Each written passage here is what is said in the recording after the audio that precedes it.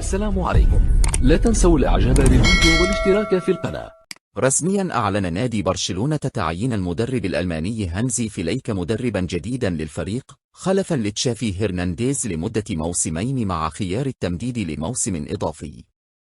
وكان نادي برشلونة قد أعلن يوم الجمعة 24 مايو الماضي بشكل رسمي رحيل تشافي هرنانديز مدرب الفريق عن منصبه عقب نهاية موسم 2023-2024. وسبق وتولى فليك مهمة تدريب فريق بايرن ميونخ الألماني وحقق معه العديد من الإنجازات أبرزها الفوز بدوري أبطال أوروبا موسم 2019-2020 بجانب تدريبه لمنتخب ألمانيا. جاء فليك لخلافة المدرب الإسباني تشافي هرنانديز عقب موسمين ونصف في تدريب الفريق الذي قرر لابورتا رئيس النادي إقالته من تدريب الفريق.